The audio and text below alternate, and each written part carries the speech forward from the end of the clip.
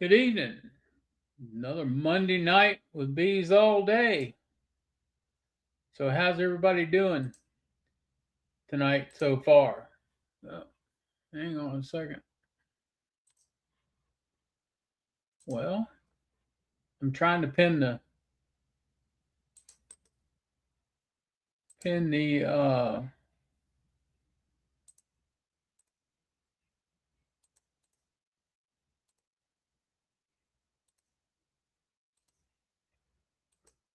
message should be pinned to the top. So if anybody wants to come on in, they can come on in.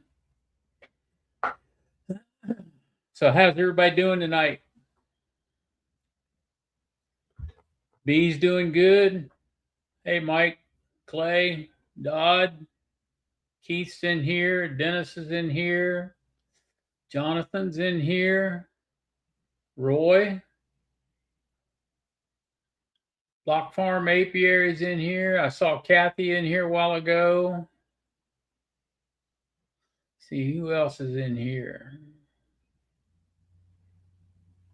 Sounds like Clay's had a pretty eventful week or weekend.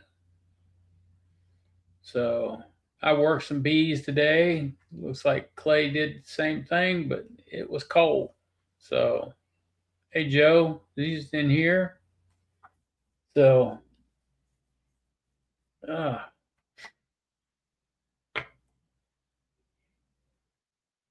so it's going to be cold the next couple of nights. And there's Elrod Shiplet. Good evening. How are you? Um, Bees, there's Chris. How are y'all? Gonna be cold the next couple nights. Tomorrow night's supposed to be down in the 20s here.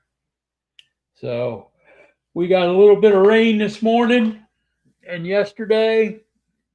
Uh, no, we didn't get rain this morning. We got rain yesterday. Excuse me. We got a quarter inch. Um, wasn't nothing to really even hardly settle the dust around here, actually. So Mike says they got another inch of snow in Vermont. Wow. I haven't talked to my brother today to see if he got any. Hey, Dinah, how are you tonight? There's George Keith there, or Keith George. Which is it? So things have been going pretty good around here this week so far. Knock on wood. Let's hope they stay that way. Yeah, well, you're one of the lucky ones, Clay. So forecast is for 27 degrees tomorrow night. So it's more snow in Michigan today. Man, behavior hives. How are you tonight?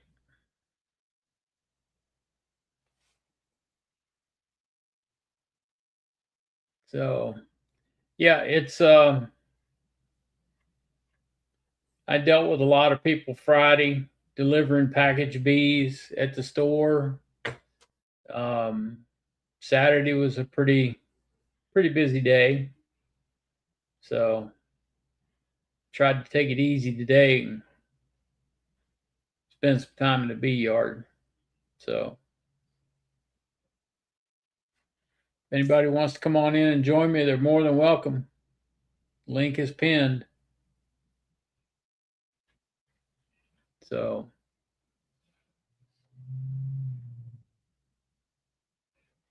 yeah, the wild cherries are getting close, aren't they? Hey Mark, how are you tonight?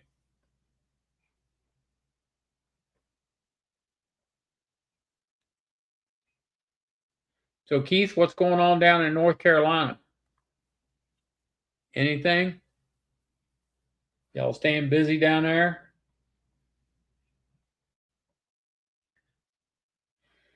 I know I got some honey supers that are already full.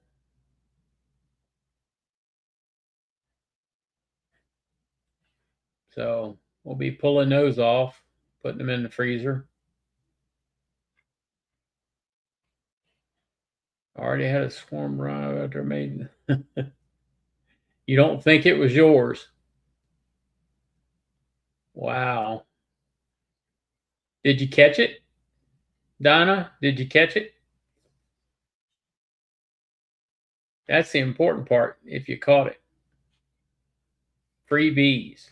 Can't pass up free bees. So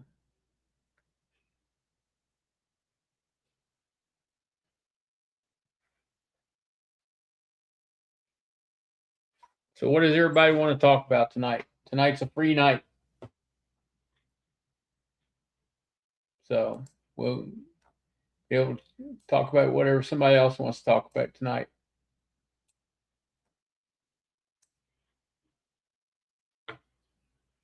Blackberries, yeah, they're getting little green buds on them. You're right about that. They are. So how many queens did you get, Joe? And where'd you get them from?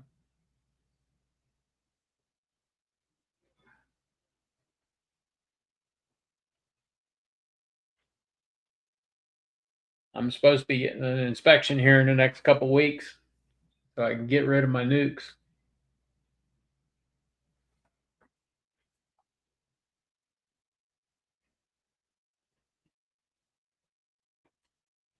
No, I have not sold all my queens yet, Dwayne. I still have queens left. Judith, hello. How are you?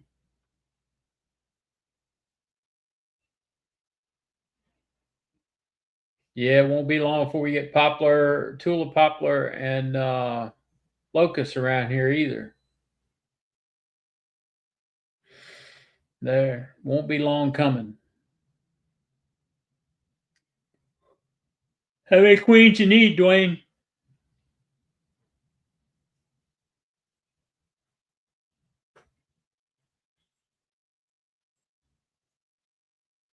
And did all of them that you bought make it? That's the good question.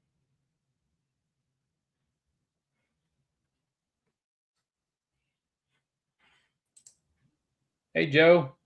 Hello. How are you? Oh, not too bad. About yourself? Oh, getting better every day. I It's figured come in, getting ask a couple warmer every questions. day too. So get through this little cold snap, and I think things are really going to take off. I believe. So Yeah, it's walking the tightrope for timing, I think. it's walking a very, very tight rope for timing because like I just said, I got honey supers that are full already that need to be pulled off. Yeah, So we're not quite that bad. I got some walking drums though, and that has me concerned. So I started the double screen splits last week. I had to get out and get some queen excluders in, and yeah, I think I'm gonna put in. Actually, the bee inspector's coming on Wednesday. Gonna have all the hives open, so I figure I'll just throw the double screen boards in then, and I'll get queens on Friday and put them in Saturday probably. yeah, And see if think that's gonna be good timing. yep. How are you, Keith? I'm fine. How you doing, Bill? Pretty good. Is the poplar and locust blooming down there yet? No, the locust it's not doing anything much yet. The tulip poplar is just a few days away. I've been getting out on the deck every day with my binoculars, checking out the tops, and yeah, the leaves are about full grown in some of them, so the blooms ain't far behind. So we fixing to roll. Good.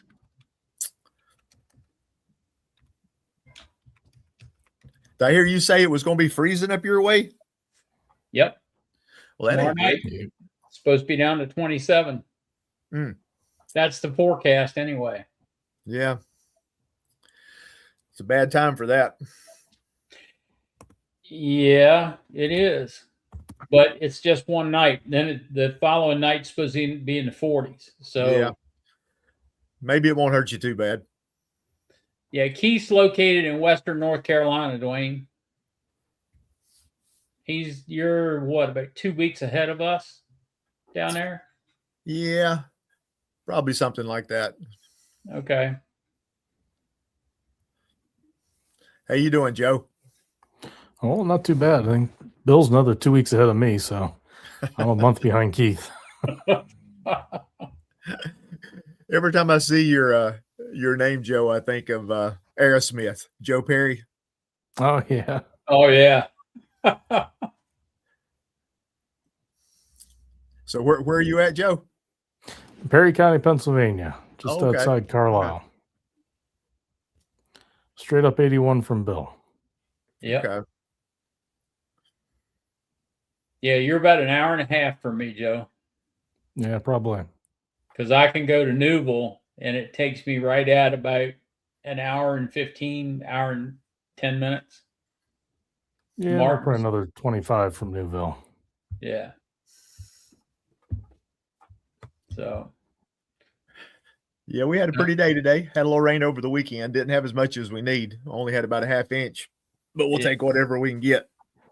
We're kind of in a drought right now, like a lot of folks. Yeah, we got a 1/4 inch yesterday, and it really didn't even settle the dust. Yeah.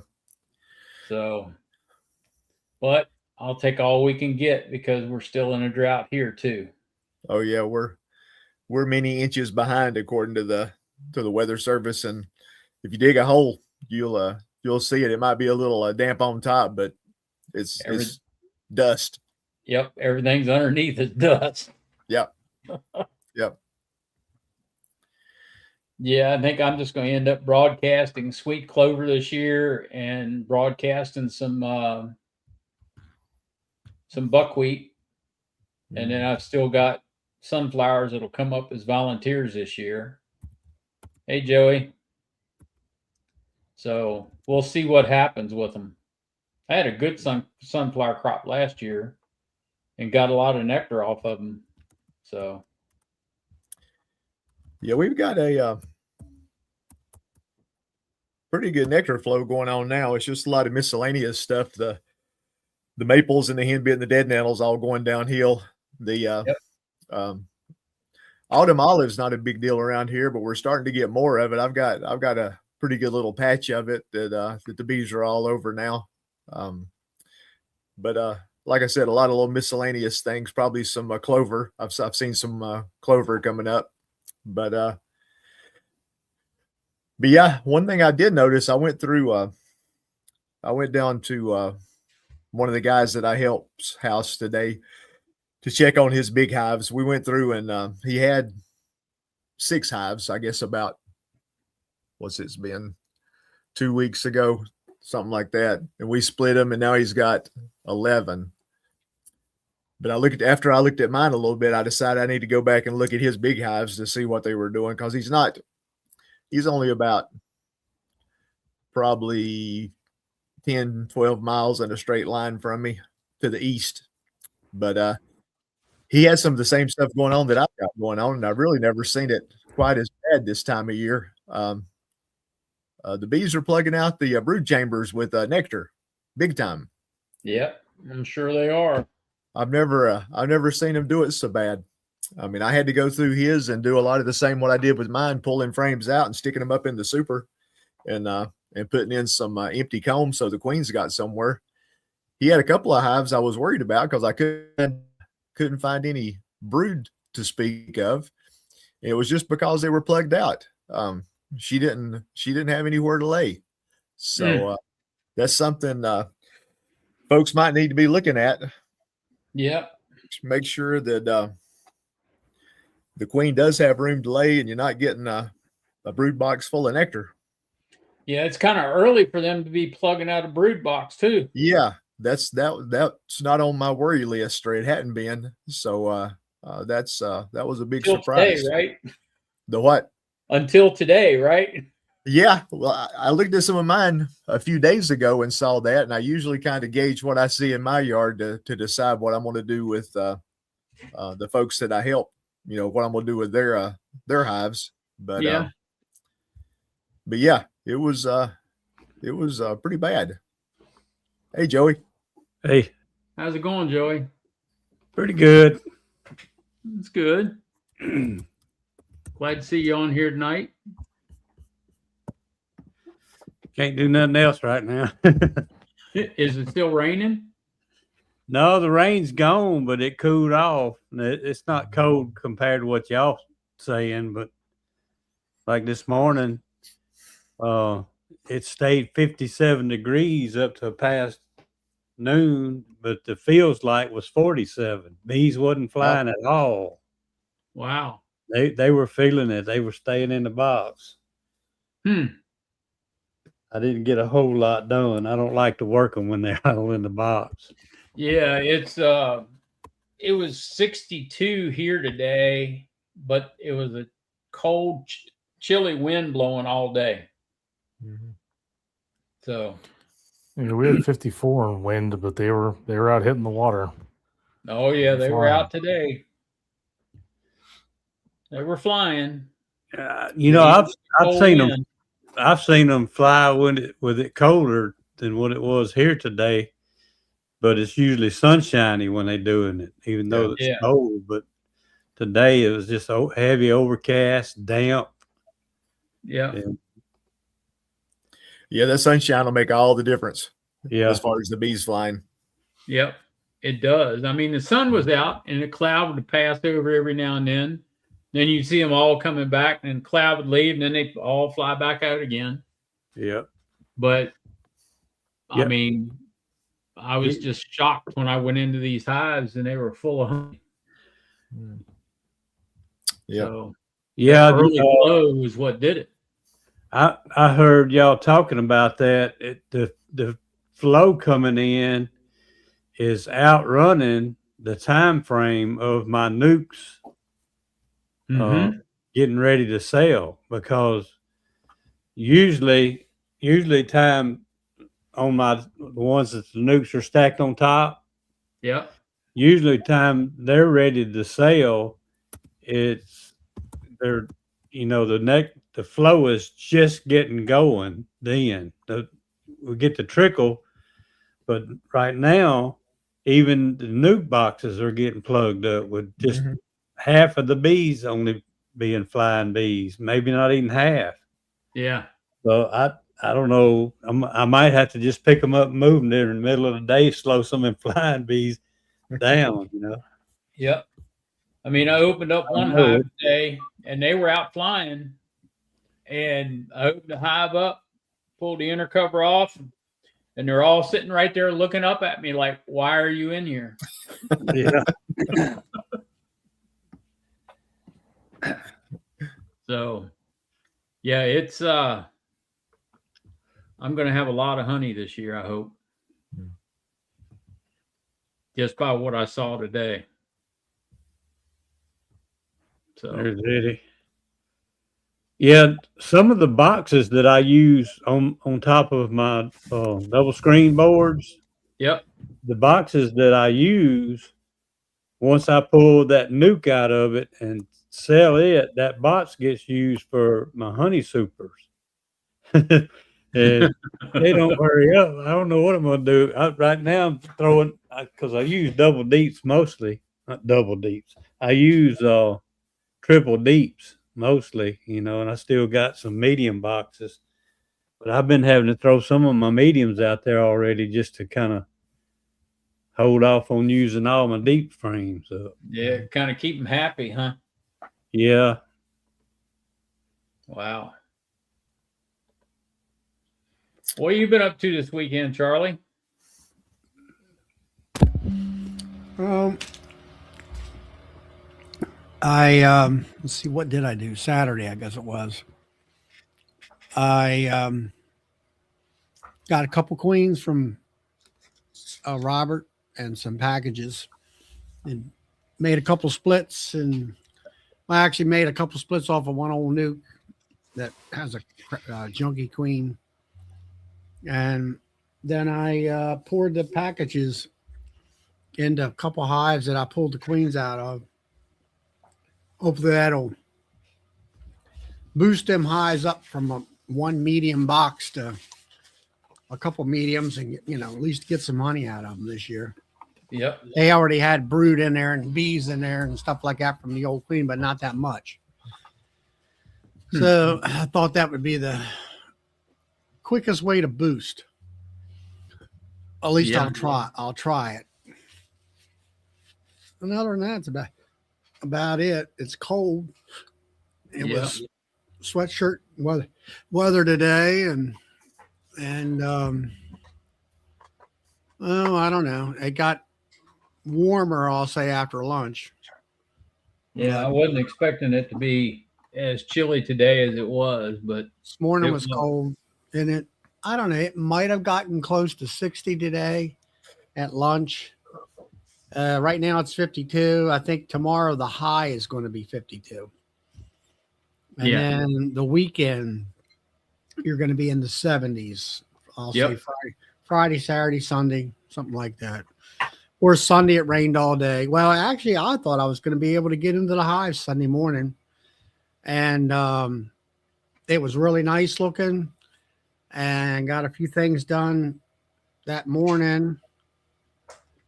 And then, I don't know, 11 o'clock or something like that. Then it started raining, and I think we got close to an inch of rain. It rained pretty much all day. All that, but we needed the rain. It made the fields look good. Yeah, it Washed did. that- It really washed- greened everything up. Cleaned it up, washed the fertilizer into the field more. The maple trees are starting to leaf out, get a little more green to them. Yep. There's a few of them that are still reddish looking.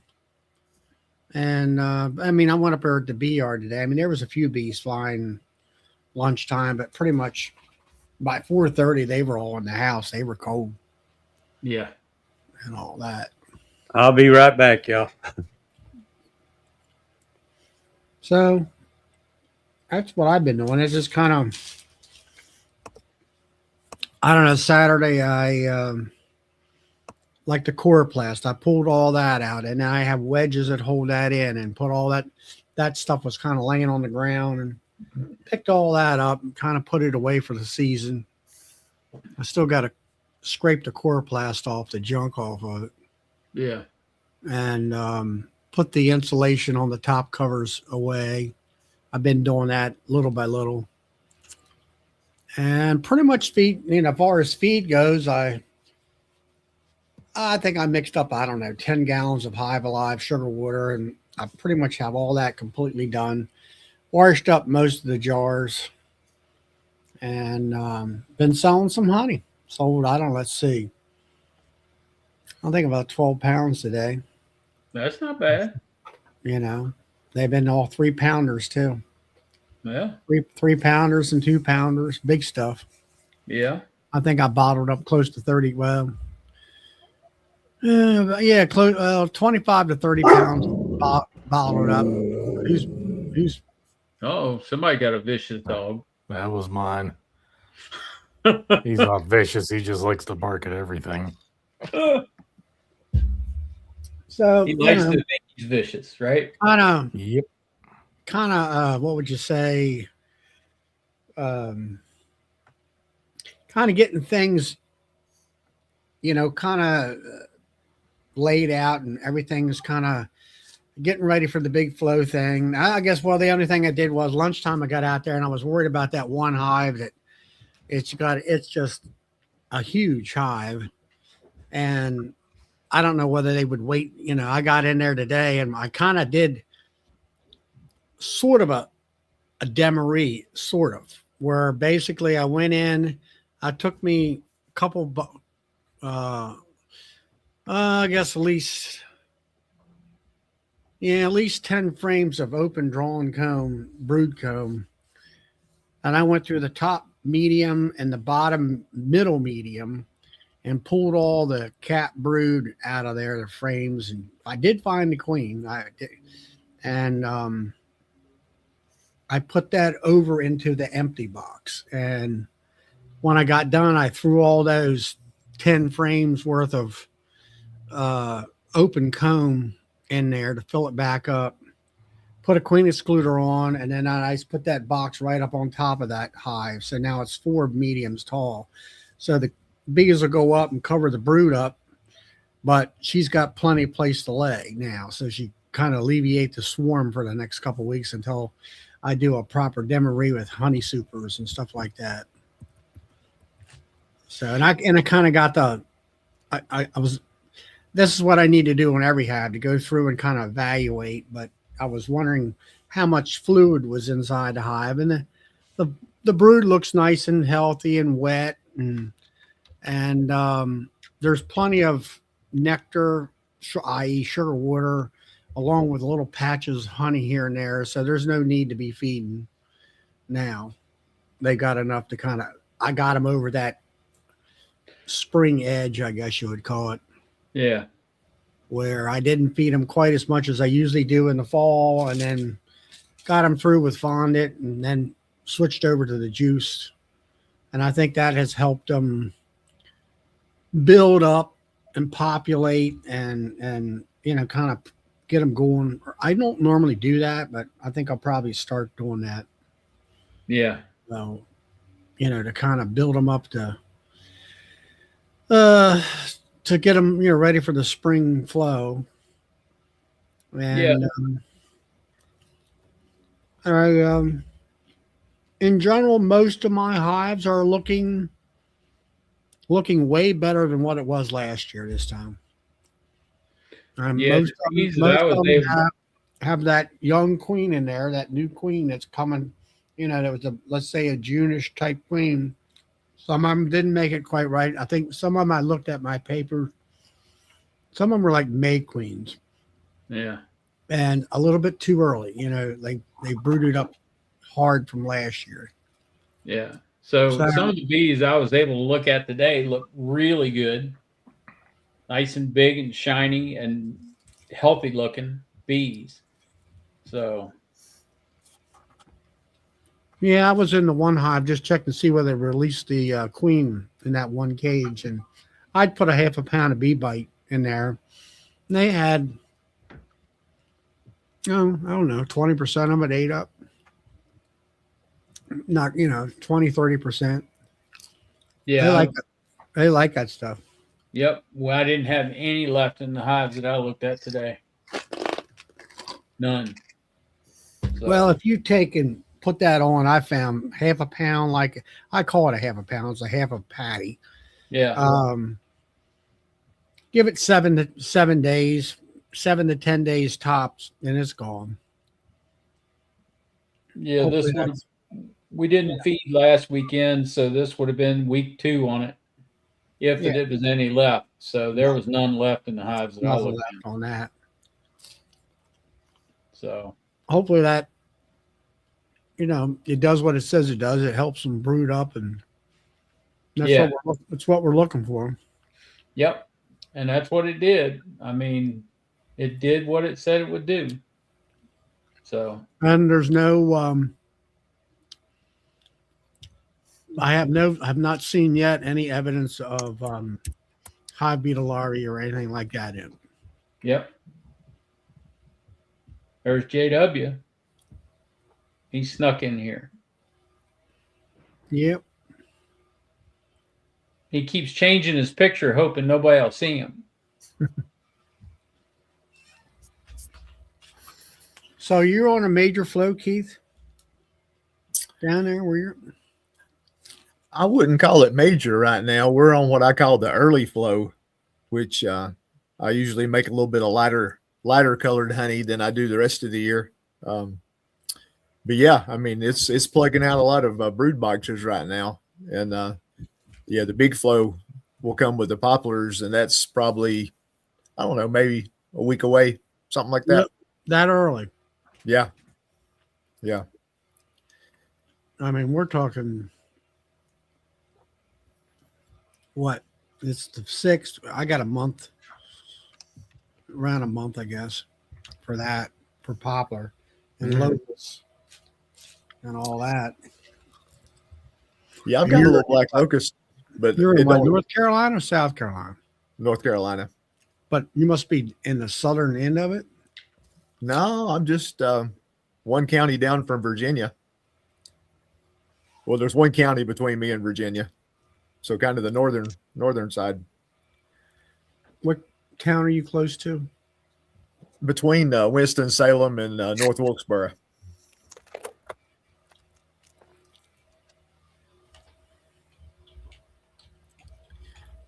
But yeah, we get a nice little early flow around here. Right now, a lot of it's tailing out, but a lot of smaller stuff starting to bloom before the big stuff.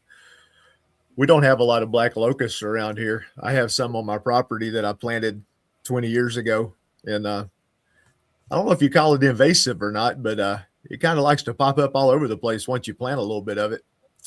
I was going to say it hadn't taken over yet. It no, it hadn't taken over, but it's in a few places that I didn't put it. So but it is pretty, and the bees love it. But it's I find it down here to be pretty fragile. You know, if we have any kind of wind, hard rain, anything, it seems to knock the blooms right out of it. Yeah, it will. But I'm going to tell you what, you can't ask for a better fence post. Oh yeah, now I've seen some of that nice, pretty really light honey. So it definitely does the trick. It's just not a big player around here. Yeah. You say you're around North Wilkes-Barre. Isn't that where Doc Watson lived? Yeah, he was up that way. I'm kind of between Wilkes-Barre and Winston-Salem.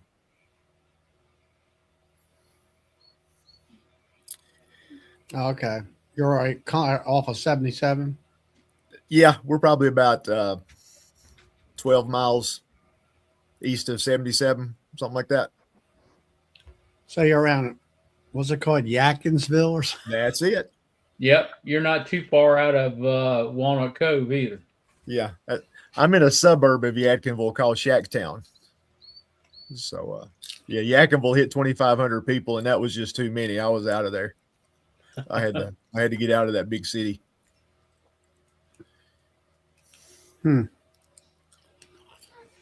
Yeah, I've been down in that area there a little bit, but yeah, I guess you're far enough south that you're just ahead of us in a lot of ways. It's like where Bill's at in the Shenandoah Valley. They for some reason, and I don't say they're really south of us. They're sort of west of where I live. They're always 2 weeks ahead of time when it comes to cutting hay and stuff like that. Oh, yeah. I don't know why, but Dad always talked about that. It's that fresh valley air. Is that what it is? Yeah, we don't have that stagnant city air hanging around. No, probably all that chicken manure. It might be. Oh, A few miles can make a world of difference. Yeah, they can. I tend to some hives up in the western part of the county, and she's always at least a week and a half ahead of me with the early flow. And I think a lot of that comes from all the I've got a lot of forest around me, and she's got a lot of open farmland that comes up in dead nettle and henbit, just rolling hills of purple around her place. And I think that's where she gets a leg up. Now, once the poplar trees bloom, I get ahead of her because I got a lot more woods than she does. But it's amazing how a few miles, how much difference it can make. Yeah, I see that. We're about 20 minutes from Carlisle, and if I go over the hill, they're green and blooming down there, and we just got our first dandelion over the weekend. Wow. It's just completely different in 15 miles probably. yeah, I have not seen any dandelions here at all. My yard's full of them. I've seen a couple of them growing along the mulch pile, but other than that, that's about it. Yeah, my yard is yellow right now. And bees are all over them. Yeah. Yeah. No, we don't have a ton of dandelion right here around me, but I'm sure it's out there. I started seeing some clover today, white clover. So, Yeah. So that's going to be firing up, which that's always a good source. The bees don't seem to go to it first, but it's always there if they need something. I'm hoping to get a good locust flow this year. Because last year it got washed out. Yeah, it seems like every year. I always call it the locust rains. Every time it starts to bloom, here comes the freaking rain. Yep. Rains for about a week, Yep. knocks all the darn blooms off, and you're done. Yep. I had some guy tell me, yeah, about every 7 years you get a good locust flow.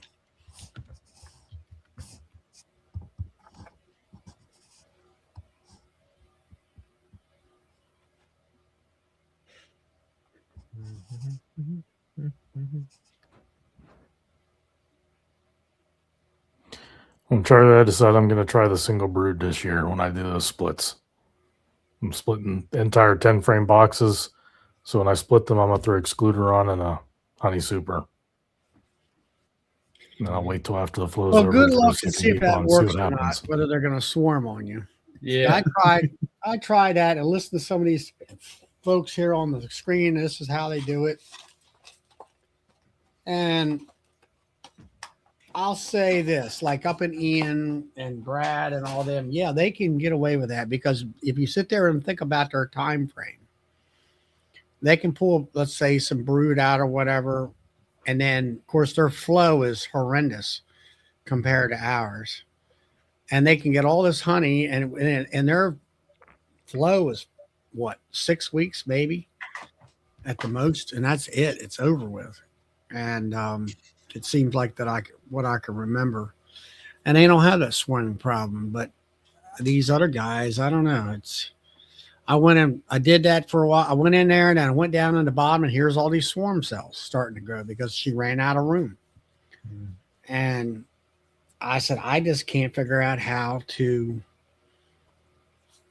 get them without you. The only thing I like I say, like I did today on that one big hive, I did start to see a few queen cells here or there, or cups and things like that. And I think there was one queen cell where I broke the box apart and broke one, So anyway, it's like you pull all the cat brood out and put empty brood frames in, and then she won't swarm because she's got a place to lay and all. But and that's what I did today. I just kind of moved everything up to another box above and let her have all the room in the bottom to lay up. And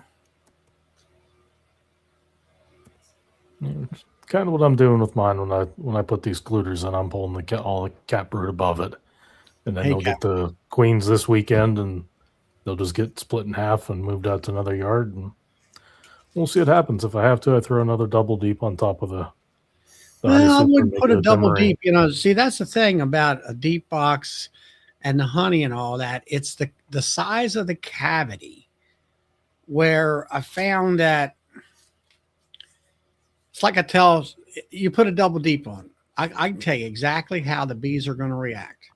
She's going to fill out at the bottom with brood. She's going to chimney right up to 6 frames in the middle, brood all that up, put honey on both sides. And then as soon as that brood in the middle is hatched out, she'll backfill it all with honey. And trying to get her to go up to the honey supers above that, they don't need to go up there. They got all the room within them 2 boxes. And that's where the single thing, that's why you hear all the pros, all the commercial guys. They have enough room for the brood, but they have no room for storage. So they have to put everything upstairs. And that's where my Demery thing came into effect. First, you got to have a queen that's young and she wants to lay up a storm. So she lays everything up. They can't put any honey in the bottom. And then you got to keep pulling brood frames out that are capped and cycling them up to the top. And then they'll keep pushing the honey upstairs. Now, if you get a queen that's old, like I had last spring, where she was 2nd year old, she was probably 50% off of her lamb power. Well, then she couldn't keep up to keep everything laid up. So they were storing honey in those medium brood boxes down there. So that keyed me right in saying, hey, if I want to do this, I've got to have fresh queens every year in order to get the production out of her and all. And I don't know about a deep and a medium. Now I know Bees in the Weeds, he's out there. Josh, he is going to deepen a medium now.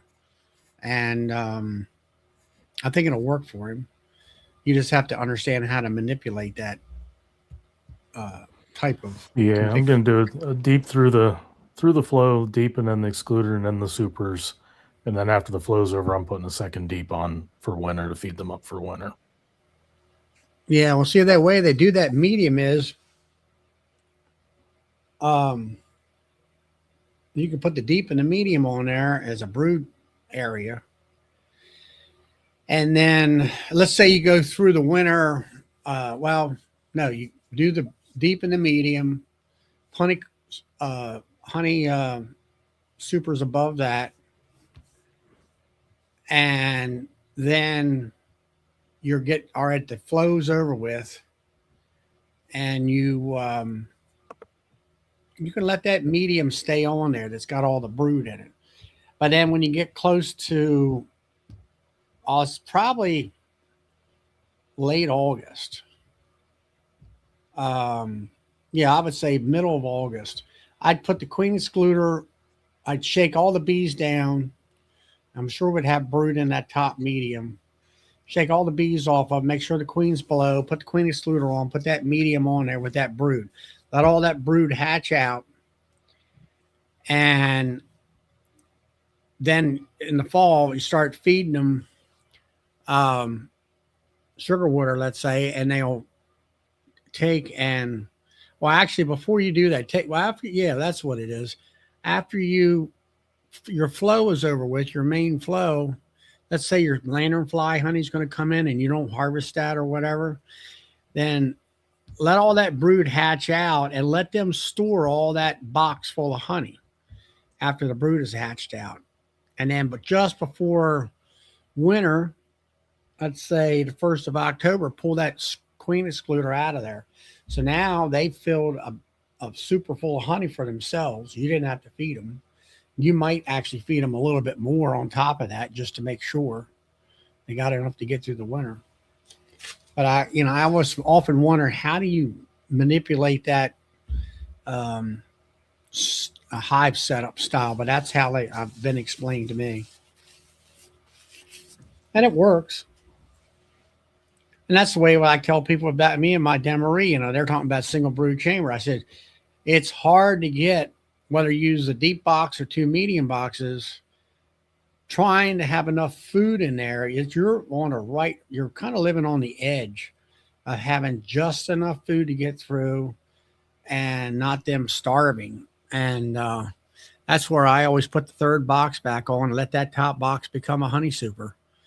And then feed them in the fall around, after around the 15th of September into about the middle of October. And then they got plenty of honey. Except for last year, April Guard kind of shut my queen down too long, and I was trying to let her lay up as much as possible. So we will see what happens this year. I'll have a new strategy. I'll go down to Bill's and get 20 queens in June. There you go. Or I'm going to try to raise my own too this year and see how well I do with that, and try to populate my. I'm going to use 5-frame nuke box instead of my 2-framers, and start out with, let's say, 3 frames in the 5-frame, and get those population up, and take and let that hive build up, and then get them new queens in there and let her lay for a month, 3 or 4 weeks, like Benny talks about. And then you can evaluate what kind of queen she is, whether she's a good laying queen or she's poor to begin with. That. Yeah.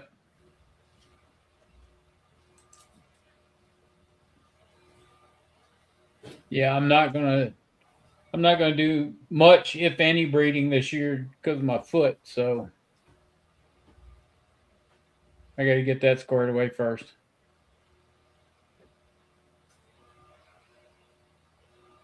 So, Joey, how long is your coal supposed to last?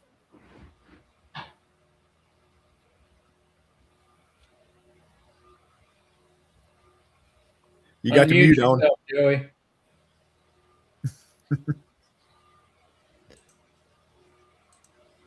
It's actually 60 degrees right now, but it don't feel like that.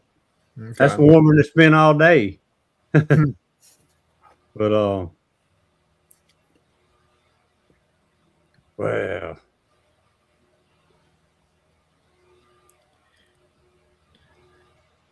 that's going to pretty much be it. It's going to be cloudy, but it's going to get back up in the 70s. Oh, yeah. Yeah. Yeah, that's good. We'll be I think we're in the 60s for a couple of days, and then we're back up in the 80s by the weekend. I didn't look it, but 3 hives, actually 4 hives today. Three of my nukes and one of my double deeps. I thought it was in trouble, but they'd requeened. Yeah.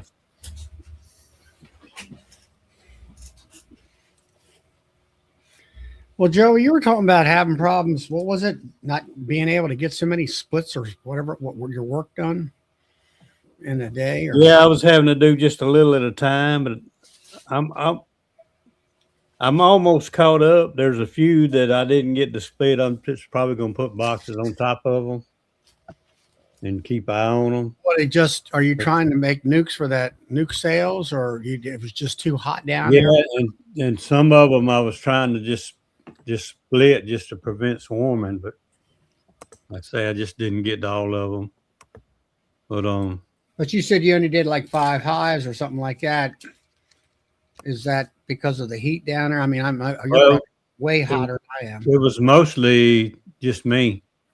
I just couldn't get it done. You know, I'd be wore out the time I did 5 or 6 hives. You know, and once I even felt like doing more than 3 hives, we were having that robin. I mean, about time I'd get to the 3rd hive, I'd want to do, say, a whole rail that's got 5 on it.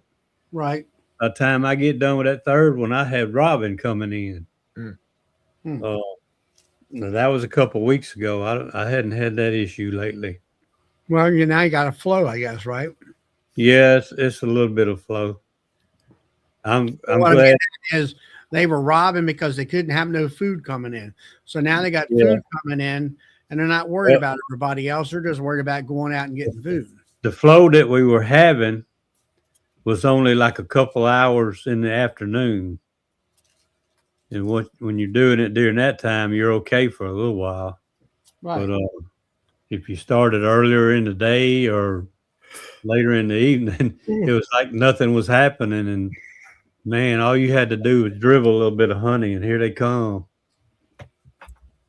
I don't know. I got that one hive I worked on today for just a little bit, and them bees were, I don't know, they were in my face. They were all over me. They were following me around. And, a cloud of them up in the air, type of thing. And I'm like, I got everything done, without getting stung and all that kind of stuff. But it's like this queen's got to go. Of course, she's going to go anyway. She's a 24 queen. She's doing a bang up job for her age, but she's mean. Her hive is just too much aggression compared to the other ones where you open them up and they're like, yeah, what do you want?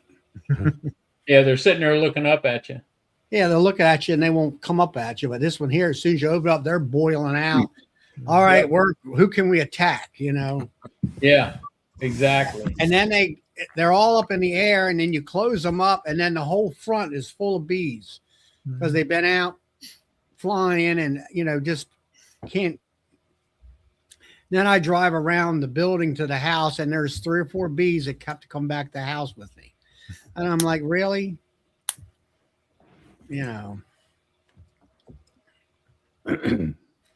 Do I make a lot of honey? I try to, DC. I try to make at least 1,000 pounds or more. I like to make about 1,500 pounds. I think he was talking about the mean bees. Oh, Oh, do They they? always, they I usually always do because you don't go in them as much. I guess. I don't know, DC.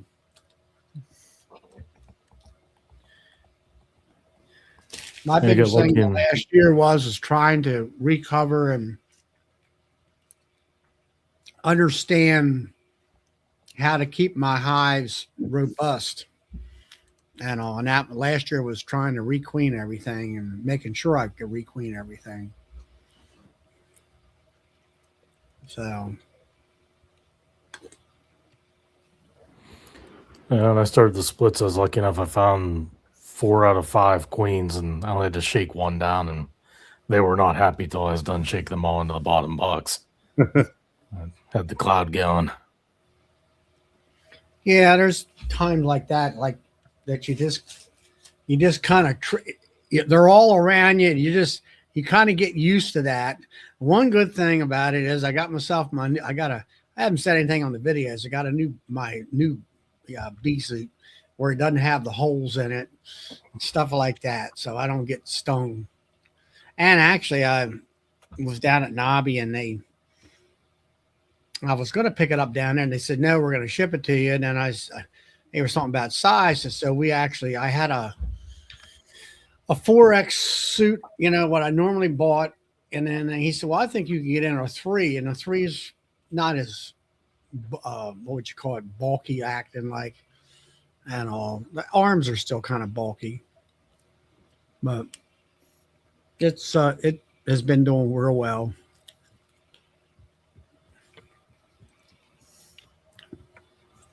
So the leg and the foot's doing good, Bill. I go tomorrow to the podiatrist, and we'll see. Well, is he going to do an ultrasound thing on it? No, that's the vascular surgeon that does that. Well, I'm just thinking about better increased blood flow and Yeah, it's better, a lot better blood flow, but it's still, I got the side of my foot doesn't look any better.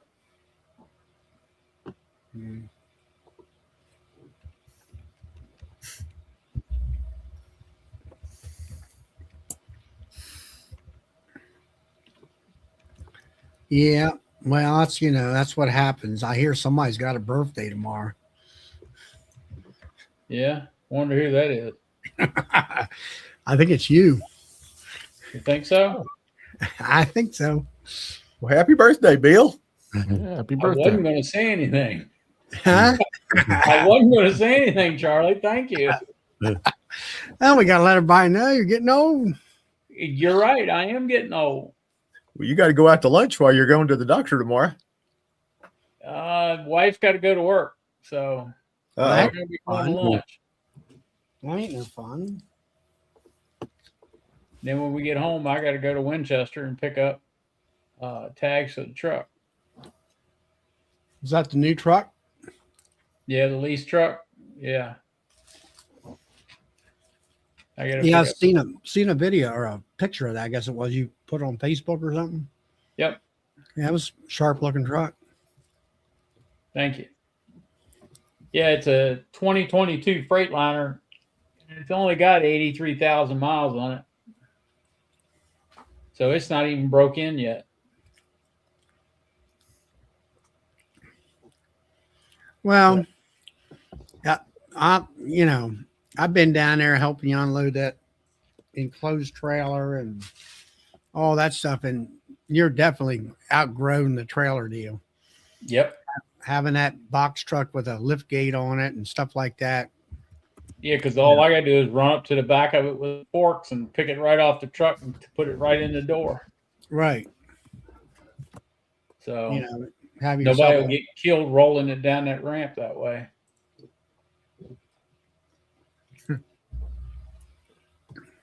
Like you Well, like almost happened to you the last time you helped me unload frames.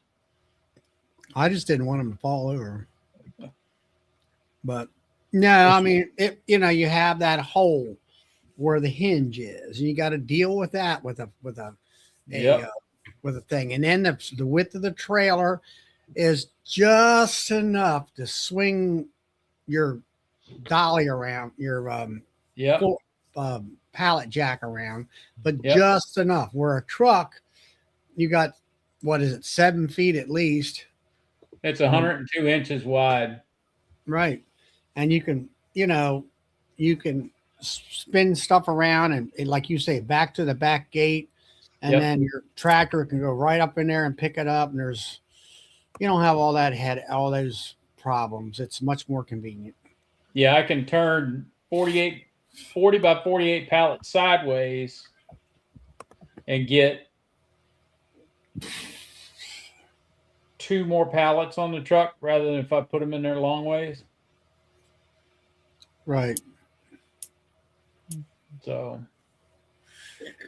And you got the lift gate, so you don't have to worry about, you got yourself a nice little elevator there, just up and down. oh yeah. No problem.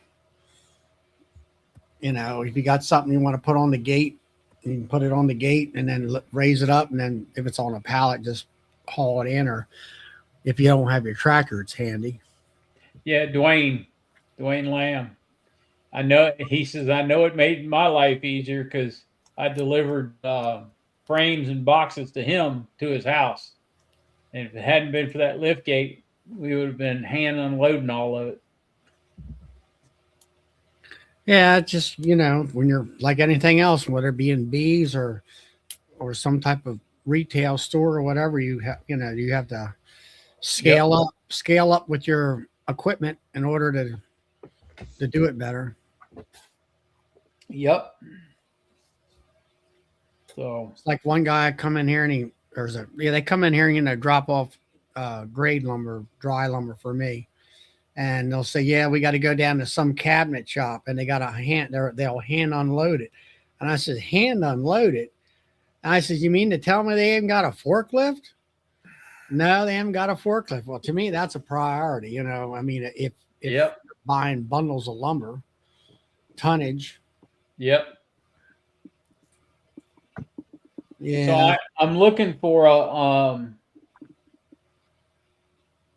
a 6,000 pound forklift now, so I can take my tractor home. Yeah, you want all-terrain forklift, as they call it. Yep. Problem with the forklift is we got that Toyota here. It's a 6,000 pound forklift, and I don't know. It don't get off the blacktop with any of them. You're done. Yeah, you're done if you do. Yeah, they don't off road very well. No, they even off-road ones don't off-road very well. I don't know. Personally, I mean, when it comes to forklifts, we bought used ones. We bought ones from auctions. There's a place here in Baltimore that sells used stuff. And we've had to go through the motor on this Toyota. We had to put some radiators in it, different things. And to me, I'm always like, you could either pay the mechanic or the bank, and I'll go, let's just buy a new one and be done with it. Yeah. But, I was thinking about watching a guy unload the other day with what they call a hitchhiker. You mean a Moffett? Yeah, it's a hitchhiker. It goes on the back of a trailer. You stick your forks in and lift it up and pull the forks in, and it pulls the machine up into the trailer. Yeah, it's a Moff. That around here they have Moffetts. Yeah, that's what the company's called. That's what it's called, or the company that makes that machine. Yeah, is Moffett. And the problem with that is you have to have a tandem axle truck in order to do that. Yeah, but see, I'm not going to carry it anywhere. It's going to stay there. And he had tractor weights on the back of it because he was picking up pallets of sod with it. and I guess they're pretty heavy, 4,000 or 5,000 pounds. So They're kind of, and they got big wheels, so they're kind of, sort of, rough terrain yeah, type of units, and they're kind of, I don't know, they're wide and squatty yeah. and all that stuff. So DC said, well, what about a bee forklift? They won't pick up enough weight. That's the problem. That ain't. We had a boom type JLG. It worked. That thing was nice, man. I can't remember how far it would boom out, but it really got us out of a bind a bunch of times doing different work. Let's see if I could get, because those I call them hitchhikers, because they'll boom out too. When you say boom out, what do you mean? It stretches the forks out in front of it. Scissors lift type out? The lifting mechanism will scissor out. The JLG we had was a boom just like on a boom lift truck. Yeah. Yeah. Do they call those a lull? Yeah, lull. That's another manufacturer for them. Yeah. Yeah, those are handy. Yep. You can pick up stuff and put it up on the roof. Yep. But it's all. Yes. See, we had a lot of roof work. That's why we bought that thing. Yeah, it's got to be a 6,000. So now you're talking about. You mean talking about like a boom it's just one boom that it's. Yeah. Right there. Yeah, well, that's a man That's a lift. boom lift. That's got a basket on it, but the basket's on the forks. It's got forks on it. Yeah, but that's more of a man lift there. It's a forklift with a basket on it. If it's a forklift, then where's the cab on the four wheels? It's on the other side of the boom. Yeah. They sit really low to the ground. Yeah.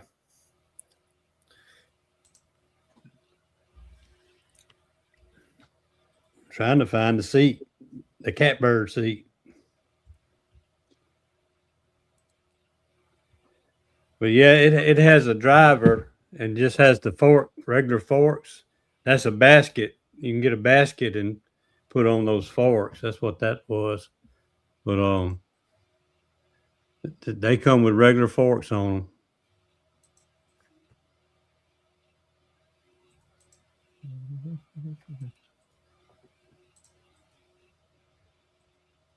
There you go. Yeah. Yeah, the driver just sets usually right that's where the boom driver is on sits. his right. Yep. That's too big for what Bill wants. Yeah, that's way too big, but they make them smaller. Yeah, I mean, John Deere's got one, or is it John? If you go down there, Agritier, I'm pretty darn sure that they sell one. Oh, I'm sure they do, but it's got to be it's got to be able to handle 6,000 pounds. Well, I'm pretty sure.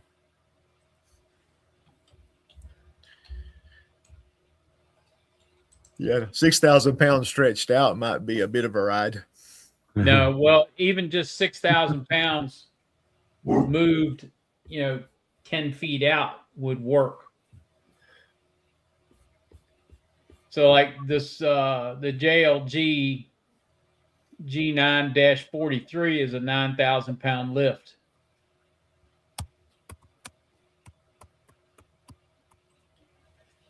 So, but the only place I've really ever seen, you can buy them, but the only place I've ever really seen them is for rent. Yeah, we always rented them. Yep.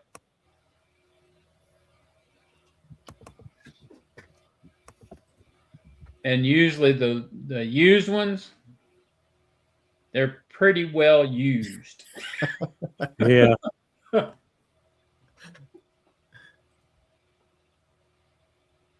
We always rented them too, and we found one somewhere. I can't remember how we found it, but the company that we bought it from actually bought heavy equipment like that from rental places. Yeah. And pretty much just restored them or rebuilt them with warranty.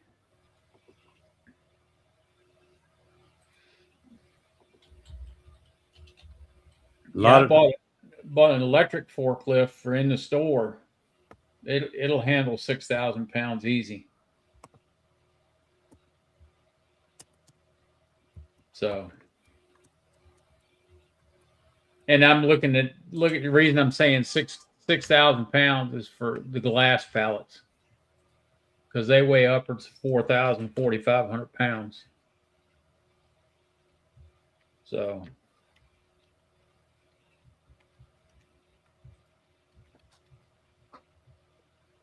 We had one little forklift.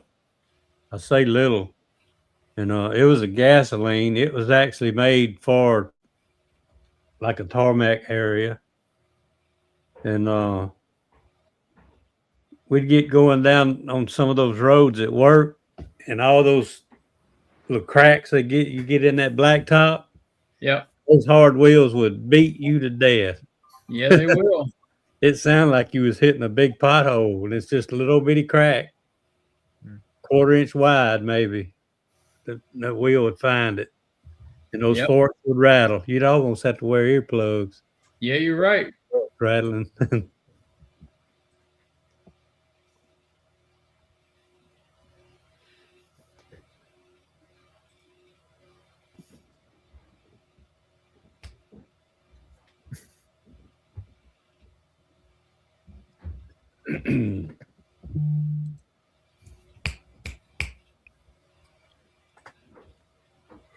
And this is a hitchhiker.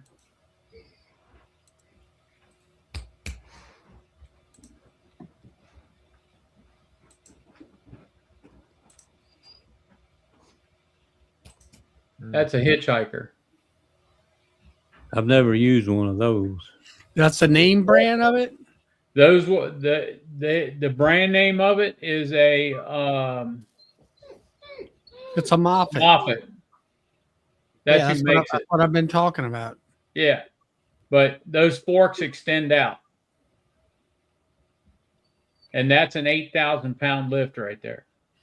Yeah, I just was on a place out in Indiana. They got one like that for like 30-some thousand. Yeah, $90,900. Yeah, that's a little bit too much. That's similar to the ones they stick in the back of the trucks that deliver bricks and That's stuff. exactly what it That's is. exactly what it is. Yeah. Yep, it's exactly what it is.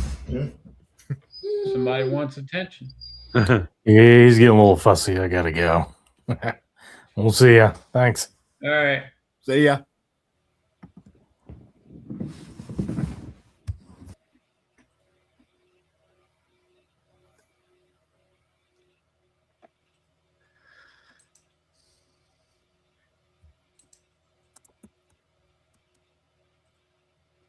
Where did we go? What happened to everybody? There we are. Yeah, that's kind of what I'm looking for, to move everything up, scale up a little bit. So, way if I need to move it to the bee yard to move bees, I can do that too. All I gotta do is run up on my flatbed trailer and I can move it. So,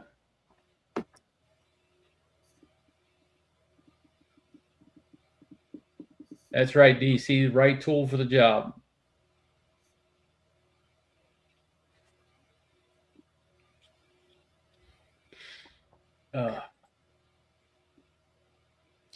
Let's see. How do I share? Screen with the plus on it.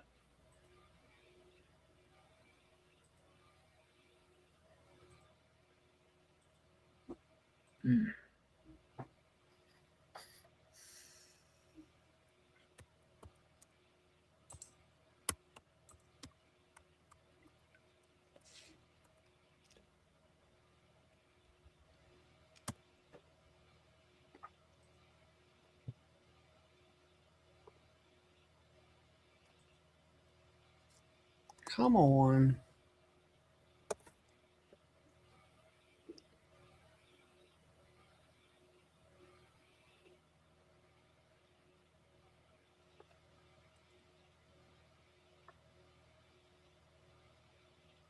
Having a hard time there, Charlie? I was trying to. I'm looking at one of these. That's a 55-pound. I was looking for what you were looking for. It's slow tonight for some reason. I don't know why, but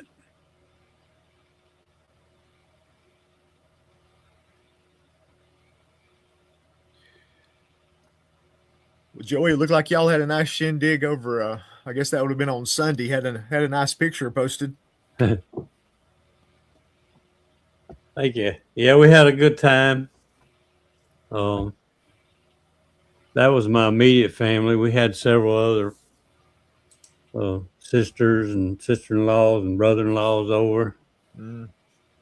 But we took a lot of pictures just over the hill where you couldn't see nothing but trees in the background. And I told him, I said, I want to take one by the bee yard. And that's the one I ended up posting on the thing. all right, you have to click on it there, Bill. At the bottom of the tray.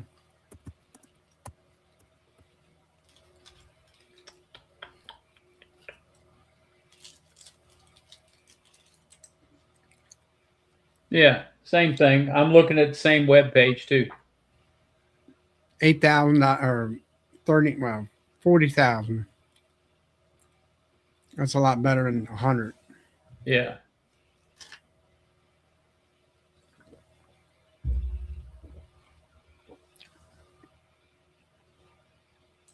Well, the biggest thing if you can buy one of these companies that, like the one that the bee lifter that Cayman got, it's a reconditioned model where they go through it. I mean, that's, to me, it's like buying something brand new almost.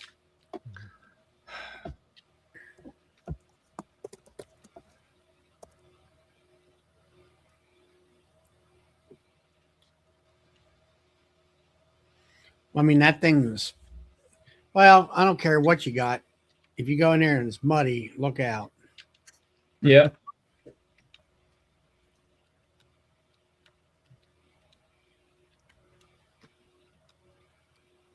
Hey, Troy. Good to see you. That's the guy we're going to go out and visit when we go to Navi next year. 20 minutes from Navi.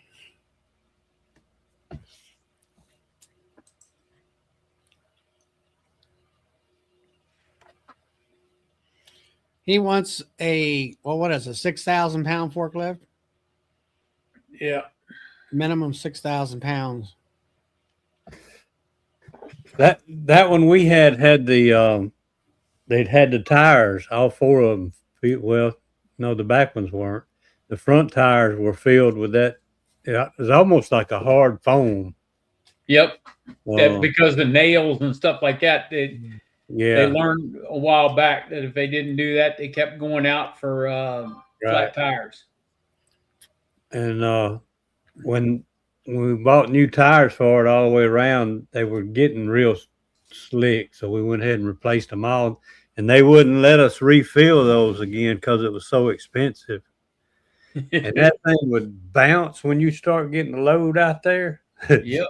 It would just move so bad. I said, if y'all rode in this thing, if somebody had to pick you up and you work on those fence lights, yep, you'd want hard tires on that thing. Yep. When you go to move it down just this far, yep, it would do this. What, on the especially high if you had the boom extended out. Yeah. Now, was it a forklift or a load all? It was a forklift with a man basket on it. Yeah, but what were you saying? What was tipping or bouncing? If it has air in the tires, the further out you get the boom, the more weight's on the front end. And when you move that boom, if you lower it down and stop, it's real spongy. It bounces like that. No matter how much air you put in it. They're talking about a boom type, not a regular forklift with a mask. Right. Exactly. That's what I said. The one we used at work.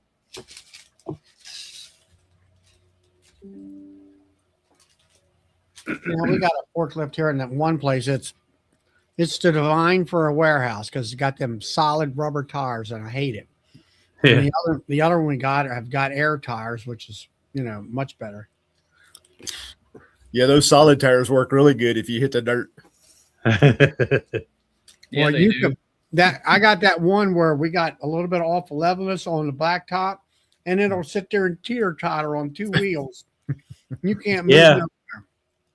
It may be 4-wheel drive, but it ain't gonna grab anything. You're right about It that. ain't even 4-wheel drive. Yeah. My brother, my brother's not one that does research.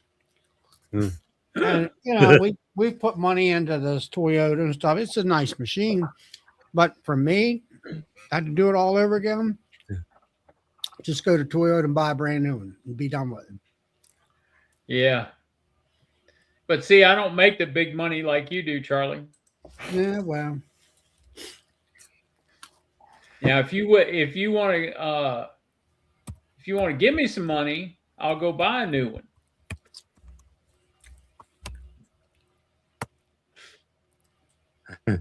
Hey, Tom, Melissa.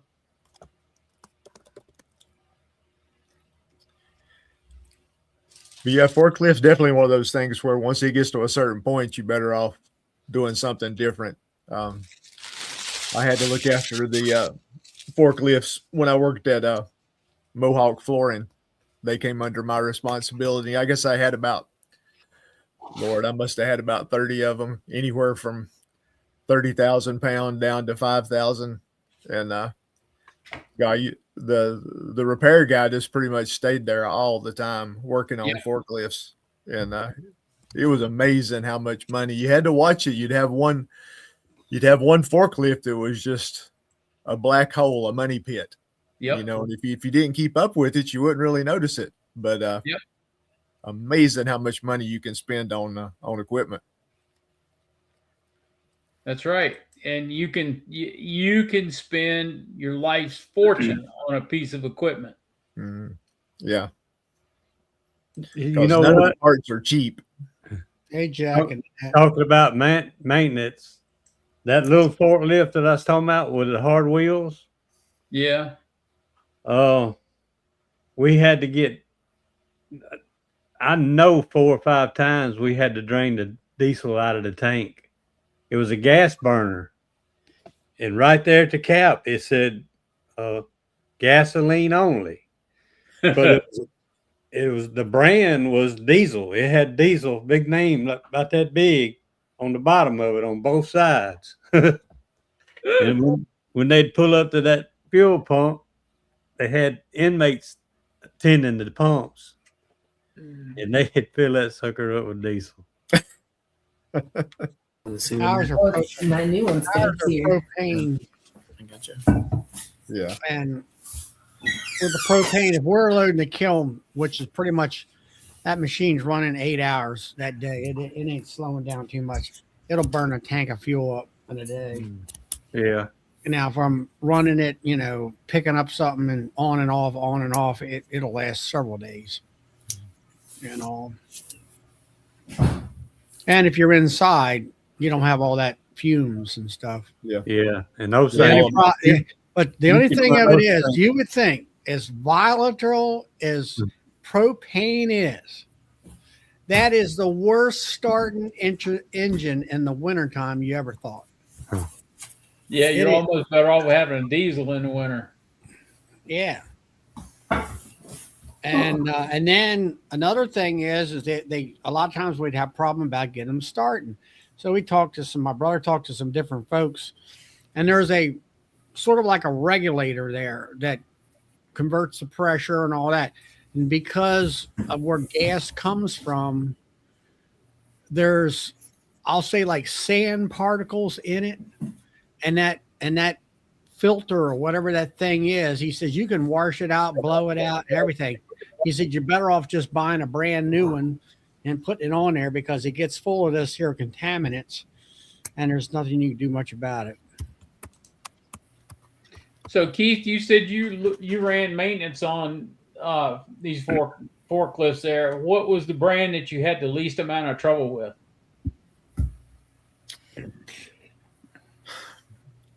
Probably the Toyotas because they were the newest.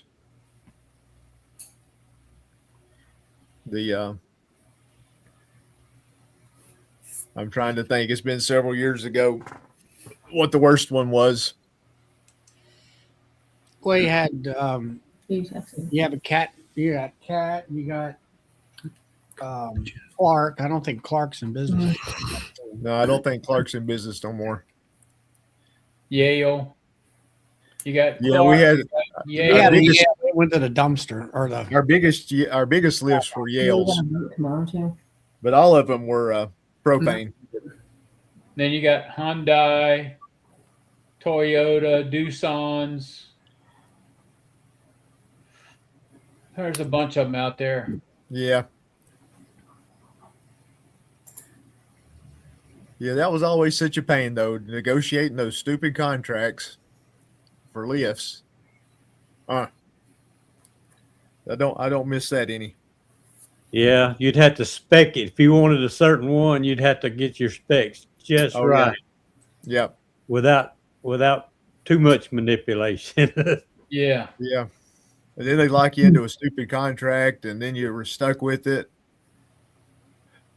Yep. Was that where you were renting the forklifts?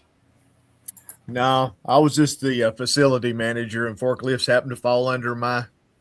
Yeah, but were you doing a maintenance contract or were you renting these units with a maintenance? Some of both. We owned the older ones. We rented some of the newer ones. All of them were covered with a maintenance contract, but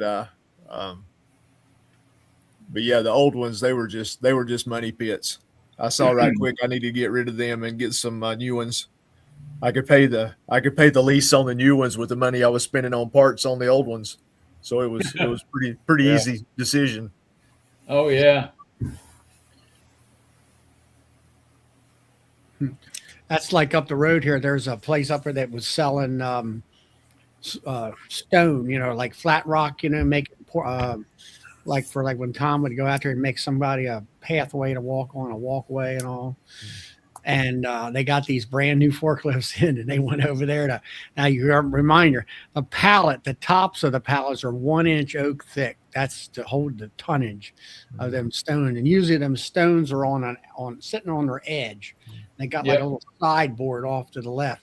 They went over there to pick that thing up. It was like, oh, they ain't picking this up. They loaded. I think you might have had 2 or 3 new forklifts. And they all went back to we're like, forget this. We got to upscale to 8-ton machines or something like that. Yeah. This big dairy just down the road from me, some of the equipment, not all, but some, like his skid steers and stuff that he uses it daily, he rents those. He don't own those. He rents them from a company over in Mississippi. He said he's better off renting from them every day than trying to keep one going. Yeah. But So Tom, what have you been up to?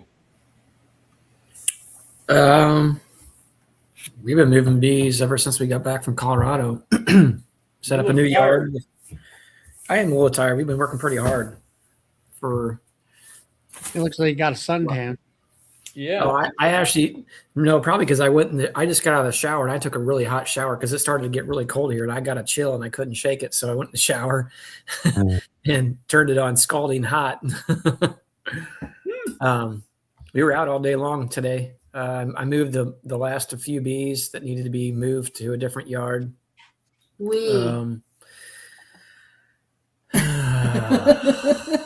I got the peanut gallery over here, fellas. We moved bees. Okay, so she helped this year. I didn't have to do it all by myself. Moved the last of the bees off because we had some on a double screen board over winter in some smaller colonies.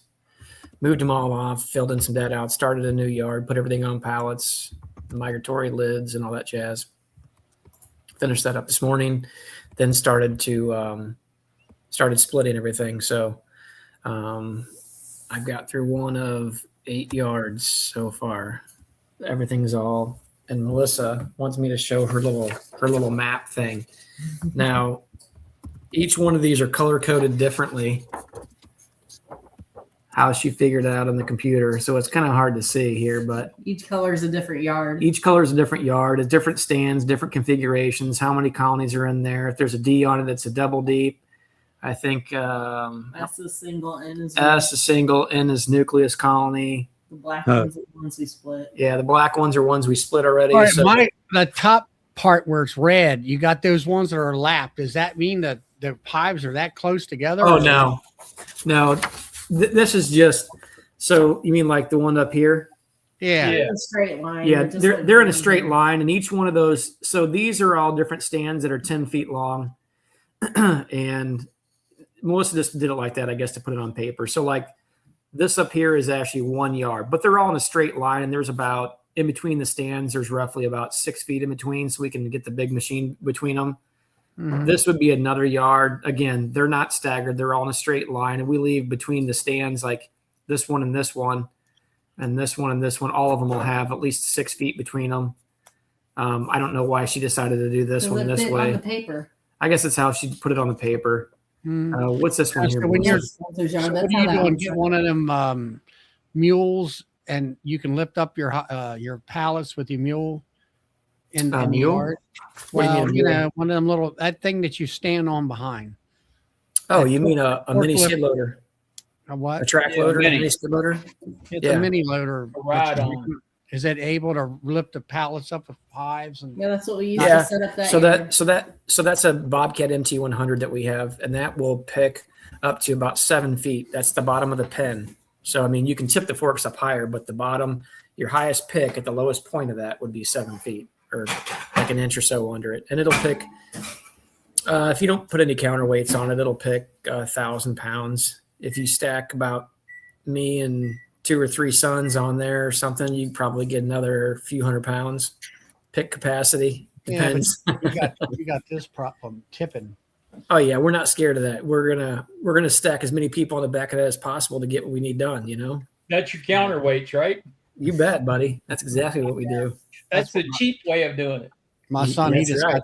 got that new skid steer, and the guy was the dealer was down there. I was, what was he for? He's dropped some counterweights to put on that thing. What machine did he buy? Do you know? He got a Kubota 75.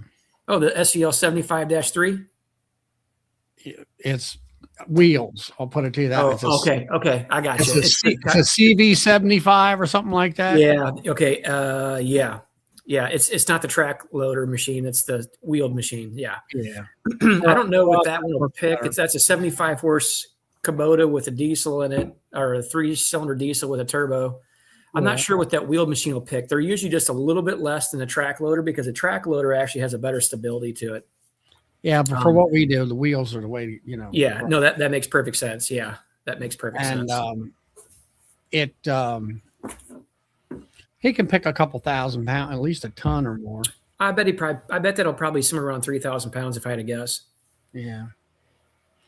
So he can pick up 2 bundles of hay, which is Probably what, 2,200 pounds, 2,300 pounds? The Yeah, big they're like- rounds?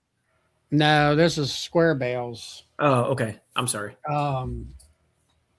Figure 21 times 45, 945 pounds per bale. So times So just under 2,000 pounds. just Yeah. a hair under 2,000. Then you got the grabber, and that thing ain't light. Yeah. So How far does that piece hang out in front of the machine? What do you say? 6 feet? You mean as far as The implement, the grabber implement? the grab that machine, the grabber and everything is really tight to that machine, to the front. It's gotta You know, be. Is it like a It's just like a hay fork? Now it's like a bar like that, and it's got hooks that'll go around and come around like that. It's kind of like a It'll come from the side. yeah. Okay, I got you. Grabs into the stack, and you can pick it straight up. Yeah, I got you. And Yeah, that it's- makes sense that you guys would probably use a wheel machine for that. I mean, because if you're cutting hay, it's probably not wet in the fields, right? No, it's we're So- cutting hay. It's dry. Yeah, I know. Well, The thing that I always didn't. He'll have that. He'll have one at. He might have that at 2 different barns, Mhm. and that way you don't have to transfer machines around if you're going from one barn to the next. Mhm. And he might have one of them out in the field. He might have a tractor out in the field and 2 skid. He's got 2 skid steers. One of them's used. He had to put a new motor in, a new driving motor in it, get it Oh, that'd be rebuilt. expensive. Yeah, I don't know how much that costs. It's just a pain it was a case trying to get all that out of there. And so we were looking at used, and they want 30,000. You can buy a new one for I don't know how 80. much. Well, the wheel loader would be a little bit less than that. If you went with the track loader and on that machine, you'd be at about $76,000. Now, if you went with an SVL 95, that's probably closer to $93,000. Yeah, it Just wasn't that tipping. much. I'll say 60,000 maybe. That's probably about right. The wheel machine will be a little bit cheaper than the track machine will, but they both have their pros and cons. Yeah, he's got that as diesel, and I tell you, he was around me right where my pickup is in that picture there. You see, it's kind of like a green grid there. He was picking them things up, and I heard this like hum behind me, and that's how quiet that thing is. Yeah, It's just super quiet. It doesn't have any real loudness about it at all, sure. and everything's joystick. Hmm. To Pilot run it controls. all, which is different. You don't have to use any foot treadles. Hmm. I've never really ran the thing. And I like the way the door is where it slides up and over the head. Yeah, That so way there's you two, can get it up out of your way, and you can still Yeah. do things with the front end open. there's 2 companies that do that, Takahauchi and Kubota. And those are the 2 things that I praise them for, because if you get in a Bobcat or anything else and you pick the boom arms up, about 10 inches, 12 inches, you can't open the door. So if you need to pick something up and then on a truck and then jump out and do something, you can't do it. But on those machines, you can, because the door latches and slides up above you. And then you can unlatch it and slide it back down to close the cab. So, if he's like brush hogging or something, he doesn't have to suck all that dust and crud, which is nice. Yeah, he's got it, heat and air, radio. Mm-hmm. His wife said, I got to have heat and air. If you're already spending $50,000, $60,000, which is a couple extra $1,000 for some creature comforts, Well, most of those cabs are pretty quiet now too. It was some friend of his brought one of them in last year, and he was loading 3 before big square bales. And, she's worked on a dairy farm and stuff like that. And I was surprised. She got in there and she loaded a couple of tractor and trailer loads with that thing. Mm-hmm. Like, man, I never usually see a girl, be able to do that. And, but that's what she, did that. She did a lot of that down there where she used to work. Good for her. That's So good. now she's just nursing in the hospital, Mm-hmm. taking care of my grandson. That's important. Yeah. Well, actually, they do have what do you call it, daycare or something like that. Yeah. So they all can work. Put him out on the farm, let him do some work, teach him some valuable skills. Future farmhand. That's right. That's what my son said when he was he said, I like these features here when I get my son in there. And I'm like, Christ, he's only this big. You know what, Charlie? I've seen some pretty small little guys running some machines that we're doing. I'm talking like 6, 7-year-old kids running excavators and playing around on their own farms and actually doing a pretty good job with it. Yep. Well, when you grow up with stuff like that, It's all them video games, Yeah, that's hand-eye right. coordination. That's right. Yep. well, that ain't, like I say, I've seen, farm kids, like me, I was out there at 8 years old cutting hay and, Mm-hmm. and all that kind of stuff. I used to stay home from school to be able to work on hay and whatever occasionally. Sure. And, it's like keeping bees and running all kinds of different type of machinery, whether it be farm machinery, tractors and stuff like that, or let's say running the farm truck around the farm, driving.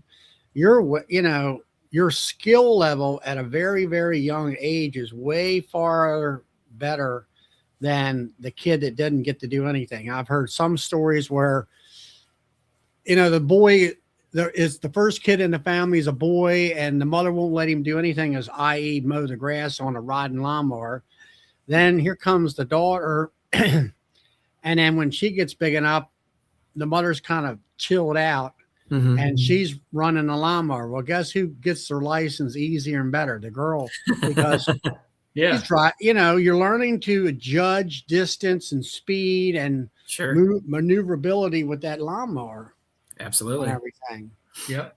I think I was running some machines at our house, small machines and stuff at our house when I was growing up before I could even hardly reach the pedals, you know? Yeah, well, it's like my cousins. I can remember they had a riding lawnmower. I don't know, it was a John Deere, but his father put about a 4-inch block of wood on the clutch pedal, you know, and put what do you call them?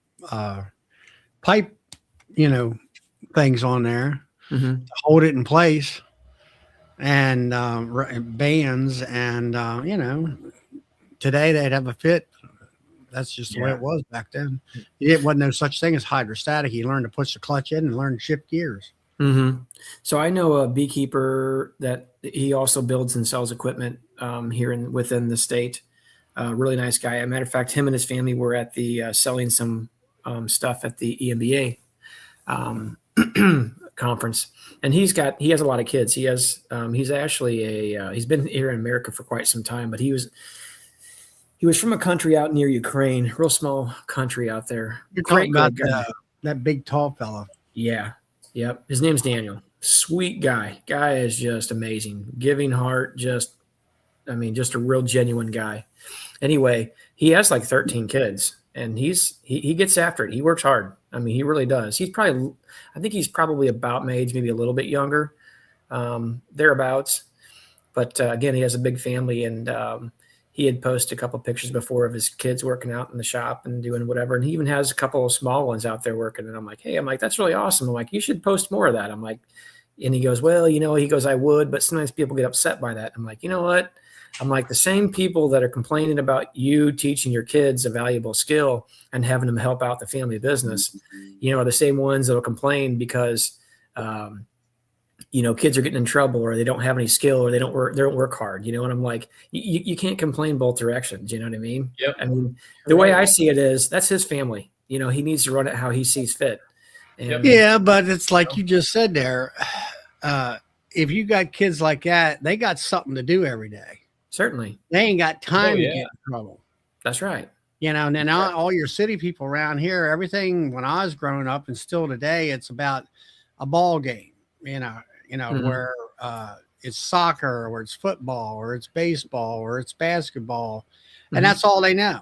Yeah. And I said, and like I had this one guy in the firehouse, you know, he was going to his daughter's soccer games, I guess. I'm not sure. And they were there way early, you know, and I says, and he was saying something to the other parents. We all know why we're here this early. And I asked her, I said, why are you there this early?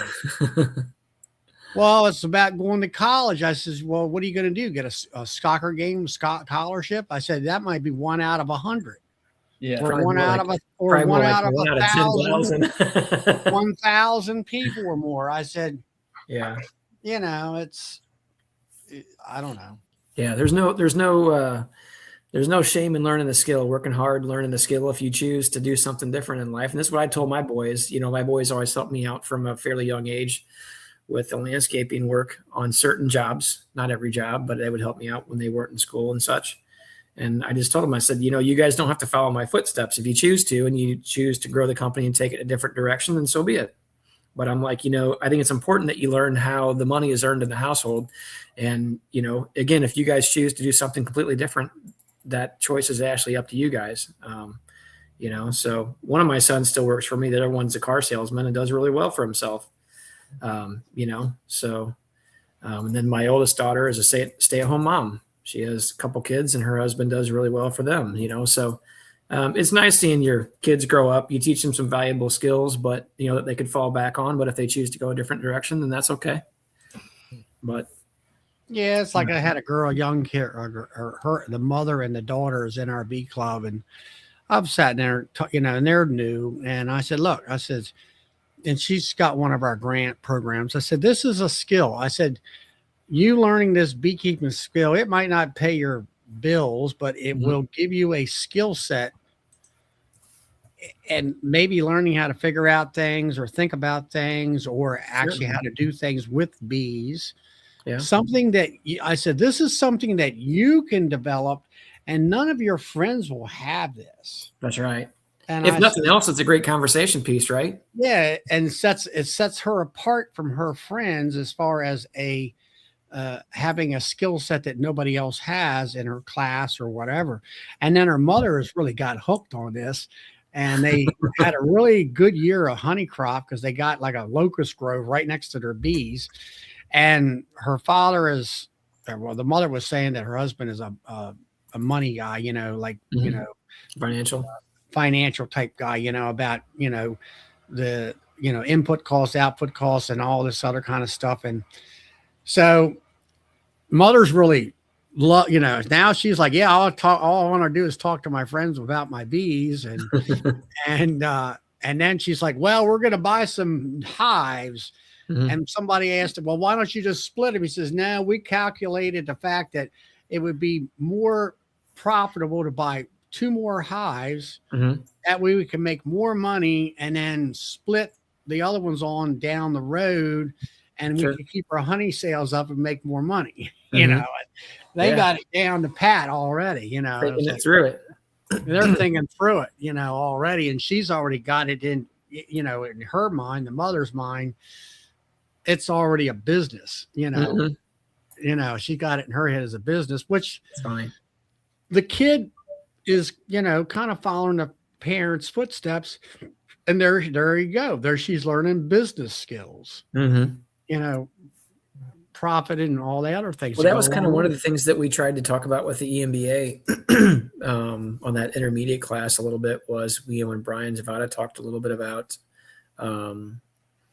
beekeeping in the black. And some people were like, well, I really don't want to do it as a business. I'm like, well, okay, that's fine. And I get it. But, beekeeping, let's be honest, is a pretty expensive hobby. And there's no reason that, technically, if you sell 1 bottle of honey, it's a business transaction, right? If you're accepting money for it, then it is what it is. But my thought was, well, it's really expensive, first of all. And if you just at least offset your cost, and looking at it from that perspective, what is it going to hurt? So you may be able to have a hobby that you enjoy doing, something that's fun, that really pays for itself, which is pretty cool. You don't always get that. Most hobbies require a lot of input with very little, output as far as that goes. So, well, the always saying goes, what is it? With a boat, you got a hole in the water, and a camper is the same thing, and bust out another 1,000. Beekeeping, and if you got a horse, that's definitely a hole in the water. And when it comes to beekeeping, it's the only thing I've ever gotten into where there is a potential to make money. And I don't know. You can do cattle, but sometimes there's money to be made, and sometimes you lose yourself too, and all that. I'm gonna have to run, guys. All right, Keith. Night, Enjoyed Keith. the Thanks chat. for coming in, buddy. No problem. Hope your appointment goes good tomorrow, Bill. Yep. Thank you. And thank you all for the birthday wishes. Oh yeah. Have a good evening, Keith. See y'all later. See ya. Night. Hold on. Bill, did you say it was your birthday? Tomorrow. Oh, I was going to say, wait a minute. Are you on Facebook? Yeah. You and I are friends on Facebook, right? Yeah. Well, because I always I try to check Facebook and all my friends list, and I try to remember to do Don't that. advertise my birthday. Don't advertise it. No. I'm gonna post all kinds. It's listed on Facebook as 1/1/1900. Wow, Bill, you look pretty good for your age, buddy. Don't advertise it. You don't want people giving you happy birthday wishes? I've been hacked through because of my birthday on Facebook before. Oh, I got you. So I don't. Well, happy birthday early. I won't post it on Facebook. Well, thank you. I've seen your birthday posted on Facebook 3 or 4 times. It was? over Did the Melissa- past 2 months. Really? Yeah. And What do somebody you mean? always answers, "Thank you for the birthday wishes." Oh yeah. You mean like it like repops back up again? Yeah. Well, mine was just I don't know, a week ago when I was in Colorado. whatever day it was last week on what Monday. a week ago today, I guess. Yeah. Happy late birthday. Thank you, sir. Appreciate it. We were playing around. He and, says he fixed that by not having Facebook. yeah. Well, I Facebook need can be to good and get on bad. Facebook myself. It scares me. Why? I always get a bunch of people trying to scam me or spam me. Either way. Yeah. Careful the links you click on. Yep. Yeah, no, what I don't understand is you get some people out there. I got like a relative of mine's wife, and she puts on there, well, I did this today and I did that today. And I'm like, who cares? you know, it's like saying, well, I went to the bathroom 3 times a day. I'm like, I don't care. Exactly.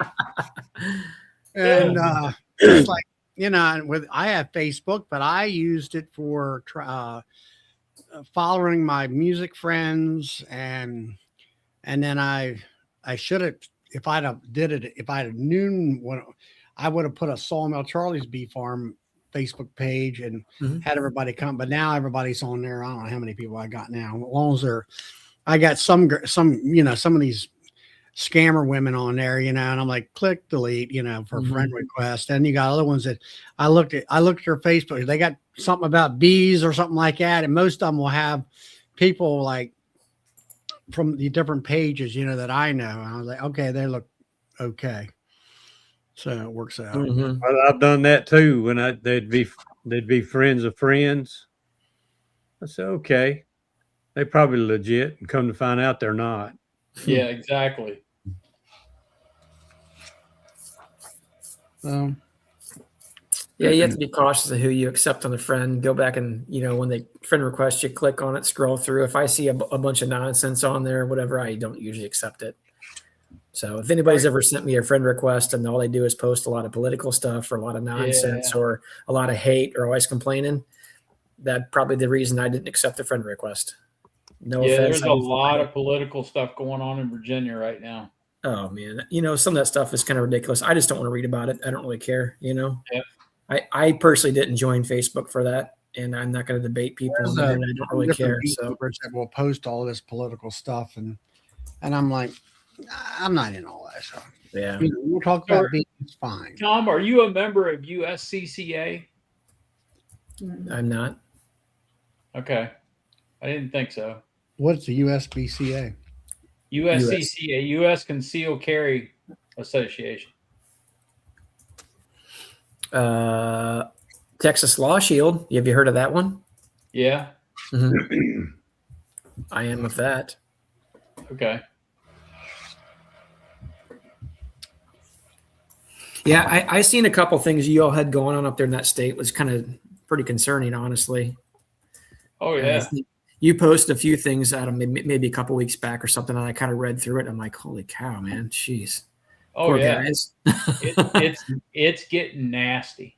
It seems that way. It really does. Yep. Sorry, you guys are having to deal with that. It What are is they- what it is. What is I it? look at it like this. It is what it is. The day they knock on the door to confiscate all my guns, well, Maybe you lost them all in a boating accident, Bill.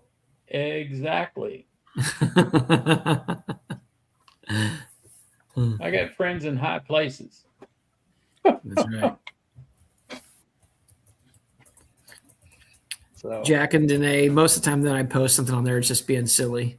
Jack threw me under the bus on Facebook Uh-oh. or into the side of the truck anyway. Oh, yeah, yeah, you actually Jack, posted that's that the one. wrong one to throw under the bus, buddy. See, threw me into the side of the truck. that wasn't Jack and Danae. It was Jack. Jack made a comment. Melissa did it. Oh. Uh-oh. It's always funny to read that stuff. Most of the time, if you see me posting something like that, it's just stirring up some lighthearted trouble. You know, like when we actually did some marking in Brian's yard. So I've done this before where, and I think it had a little bit to do with when we went out to Brian's place, we took our bee jackets and took some nitro to works. And I usually keep in my bee jacket, I keep a flashlight, I keep a marking pen, and I keep queen cages. All the time I'll have them in my pocket. Well, Melissa put our queen marking pins inside of a Ziploc bag in case they kind of like blew up inside of the bag going, on our flight, thinking that the, altitude or whatever might cause it to mess up. And maybe it did to some degree, because when we got in the bee yard, when we were going through Brian's colonies, I said, hey, if we find the queen in there, would you like us to mark them? And he's like, yeah, sure. Why not? So, and I did this one time before when I went to go mark a queen. I started to dot her, and the paint pen literally puked all over her head and half of her abdomen, and just like blah. Okay. So now we have always made it a common practice that before you go mark a queen, sometimes the tip will dry out a little bit. So if you take and you put the tip on the side of the hive or on the frame rest or something, and you push down to kind of get it primed. Well, What happened was when I did that, it was somewhat warm in Colorado that day. And maybe because of the altitude, I don't know if that was part of it. When I pushed down on the edge of it, it literally puked a bunch of paint out of the tip onto the frame rest. And some of it spilled over on some of the bees that were in between the frame creases. So I actually took a picture of it. I'm like, oh, Brian, this is going to be a fun post. I took a picture of the drone that basically got puked on. And I said, hey, marked my first queen today. What do y'all think? And just left it at that.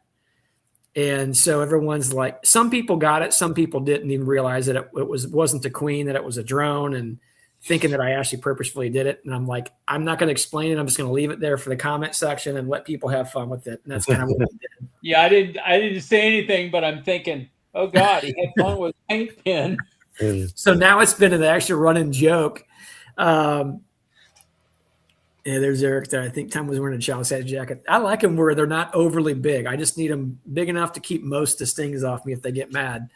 But so Eric was over there at Brian's picking up a nuke that day, and I don't remember if I marked that queen or not. I marked his queen. Okay, Melissa marked your queen, Eric. That's why she's still alive. Right. So anyway, it was a running joke since with Eric and us. I'm like, hey, Eric, I'd come back out if you'll me mark some more queens, or whatever. He's like, hey, steer clear of my queens. I'm good. And let them ride. So it's been a fun joke anyway. Yeah. Well, I had one time years back, I had it was a Posco marking pen, and I had my pickup parked in front of my hives, and the sun's coming towards my pickup, and I threw the pen. I was going through marking pens, and I threw the pen on the seat, and I went over here and grabbed a queen. I guess I was just going through marking queens just to try to get everybody marked. I grabbed this beautiful queen, went over there, and like that. And when 30 seconds later, she was deader than 4 o'clock. And I'm like, what the hell happened? And she didn't faint either. And I went over there, I grabbed a hold of that pin, and that pin was it was warm to me. I mean, not burning warm, it just, slightly warm. I guarantee you that ink got in there, and for that bee, it was like I cooked her. You don't have any. And all that. So ever since then, I make sure I put that pin in the undercover or out of the sun in some ways. Hey, Chris.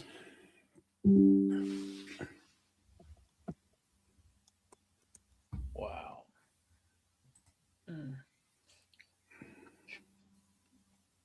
Well, it's 5 minutes to 10.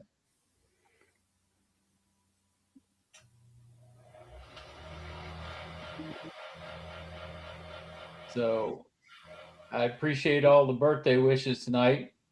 Tomorrow night is Tom's Tom Max Beach Chat. Mac Apiaries. Wednesday night is Stream Team. Thursday night is Keith and all his friends. And this Thursday night should be the late night show, right? Or was it last Thursday night? I think it's this Thursday. I think it is too. Trying to do a better job of remembering that one. Then you got Friday night is Charlie and Saturday night is Joey. Yeah. So we will see you later in the week. And y'all have a safe week and try to stay warm. It's going to be chilly. Good night, everybody. All right, y'all. See ya.